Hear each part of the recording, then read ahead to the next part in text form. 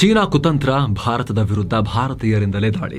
ಸ್ನೇಹಿತರೆ, ಕಪಟಿ ಚೀನಾ ಇಂಥ ಒಂದು ಸೈಬರ್ ಗೇಮ್ ಶುರು ಮಾಡಿದೆ. 2025ರ ಮೊದಲ 5 ತಿಂಗಳಲ್ಲಿ ಆನ್ಲೈನ್ ವಂಚನೆಯಿಂದ ಭಾರತೀಯರು ಬರೋಬ್ಬರಿ 7,000 ಕೋಟಿ ರೂಪಾಯಿ ಹಣವನ್ನ ಕಳ್ಕೊಂಡಿದ್ದಾರೆ. ಮ್ಯಾನ್ಮಾರ್, ವಿಯೆಟ್ನಾಂ, ಲಾವೋಸ್, ಥೈಲ್ಯಾಂಡ್ ಸೇರಿ ಆಗ್ನೇಯ ಏಷ್ಯಾ ರಾಷ್ಟ್ರಗಳ ಸ್ಕ್ಯಾಮರ್ಸ್ ಇಂದ ಈ ರೀತಿ ಮೋಸ ಆಗ್ತಿದೆ. ಆದ್ರೆ ಇದನ್ನೆಲ್ಲ ಕಂಟ್ರೋಲ್ ಮಾಡ್ತಿರೋದು ಚೀನಾ ಅಂತ ಕೇಂದ್ರ ಗೃಹ ಇಲಾಖೆ ಹೇಳಿದೆ. ಆದ್ರೆ ದುರಂತ ಏನ್ ಗೊತ್ತಾ, ಈ ಸ್ಕ್ಯಾಮರ್ಸ್ ಅಲ್ಲಿ ಅನೇಕರು ಭಾರತೀಯರು. ನಾನಾ ಮೋಸ ಜಾಲಗಳಿಂದ ಭಾರತೀಯರನ್ನೇ ಸೆಳೆದು ಕೆಲವರನ್ನ ಹೊತ್ಕೊಂಡು ಹೋಗಿ ಕಳ್ಳ ಸಾಗಾಣಿಕೆ ಮಾಡಿ ಕರ್ಕೊಂಡು ಹೋಗಿ ಆನ್ಲೈನ್ ಸ್ಕ್ಯಾಮ್ ಸೆಂಟರ್ ಗಳಲ್ಲಿ ಕೆಲಸ ಮಾಡಿಸಲಾಗ್ತಿದೆ. ಹೀಗಾಗಿ ಚೈನಾ ಪ್ರಾಯೋಜಿತ ನೆಟ್ವರ್ಕ್ ಗಳು ಭಾರತೀಯರನ್ನೇ ಬಳಸಿಕೊಂಡು ಭಾರತೀಯರ ಮೇಲೇನೆ ಸೈಬರ್ ದಾಳಿಯನ್ನ ಮಾಡಿಸ್ತಾ ಇದ್ದಾರೆ. ಮುಖ್ಯವಾಗಿ 3 ರೀತಿ ಜನ ಮೋಸ ಹೋಗ್ತಿದ್ದಾರೆ. ಇದನ್ನ ಮೈಂಡ್ ಅಲ್ಲಿ ಇಟ್ಕೊಂಡಿರಿ ಸ್ನೇಹಿತರೆ. ಸ್ಟಾಕ್ ಟ್ರೇಡಿಂಗ್ ಅಥವಾ ಇನ್ವೆಸ್ಟ್ಮೆಂಟ್ ಸ್ಕ್ಯಾಮ್, ಡಿಜಿಟಲ್ ಅರೆಸ್ಟ್ ಮತ್ತು task and investment based scam. 3 ತರ. Citizen financial cyber fraud reporting and management system data ಪ್ರಕಾರ ಜನವರಿಯಲ್ಲಿ 1,192 ಕೋಟಿ, ಫೆಬ್ರವರಿಯಲ್ಲಿ 951 ಕೋಟಿ, ಮಾರ್ಚ್ ನಲ್ಲಿ ಅಗೇನ್ 1,000 ಕೋಟಿ, ಏಪ್ರಿಲ್ ತಿಂಗಳಲ್ಲಿ ಮತ್ತೆ 731 ಕೋಟಿ ರೂಪಾಯಿ, ಮೇ ನಲ್ಲಿ 999 ಕೋಟಿ ರೂಪಾಯಿ ಸೈಬರ್ ವಂಚಕರ ಪಾಲಾಗಿದೆ. ಹೀಗೆ ಮುಂದುವರೆದರೆ ಮುಂದಿನ ವರ್ಷದ ಶ್ರುತಿಗೆ ಭಾರತ ಸೈಬರ್ ಮೋಸಕ್ಕೇನೆ 1,20,000 ಕೋಟಿ ರೂಪಾಯಿ ಕಳ್ಕೊಳ್ಳಬಹುದು ಅಂತ